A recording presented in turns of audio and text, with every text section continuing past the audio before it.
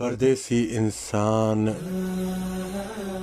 जॾहिं मजबूर थी पाण खे चेंज कंदो आहे न त पोइ चङनि भलनि खे मन हिलाए छॾींदो आहे।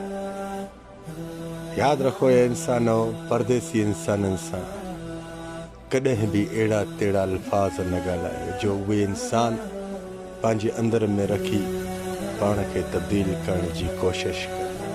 तव्हांजा रवैया ई आहिनि जेके उन्हनि खे तब्दील कंदा। जीअं हलनि था उन्हनि खे हलाइण ॾियो। हा, जीअं हलनि था त उन्हनि खे ईअं हलाइण ॾियो। जॾहिं वरी इहे चेंज थी वई न त पोइ यादि रखजांइ, केॾो बि पाण खे मुड़ुस सम्झ, रब जी ज़ात जो कसम, तड़प वॾी थी। परदेसियुनि सां जल्दबाज़ी न कंदा कयो। परदेसी उहे इंसान आहिनि जेके रब खां सवाइ ॿियो कंहिंखे पुकारींदा आहिनि। जंहिंजो रब तंहिंजो सभु।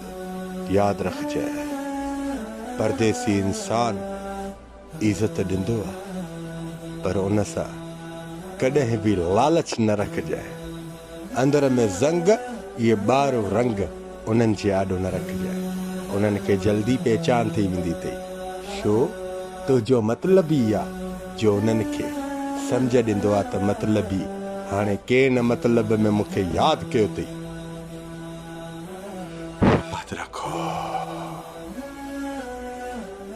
परदेसी इंसान जंहिंसां रखंदा न त उन में मिलावट पसंदि न कंदा। मिलावट सम्झे थो न, हराम पाई पसंदि न कंदा अथई। जॾहिं तोसां गॾु आहिनि न त आख़िर दम ताणी तोसां निभाईंदे जवान जी औलाद। जॾहिं इहे बिगड़जी विया तुंहिंजे रवैयनि जे करे त यादि रखजांइ, उन वक़्त में तोखे ॾाढी तकलीफ़ थींदी आहे।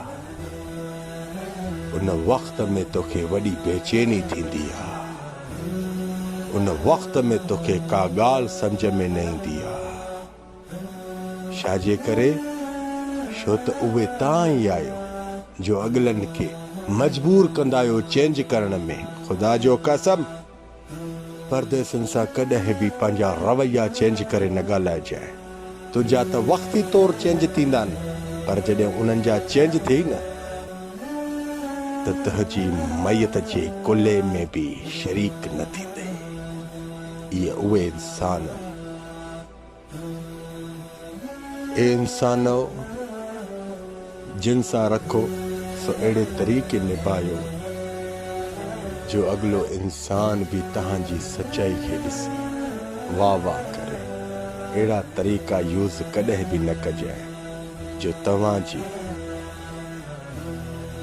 तव्हांजी इन चापलूसी खे ॾिसी अॻिले जे अंदर में नफ़रत वे। नफ़रत। जज़ाकल्लाह ख़ैर। मा सलाम।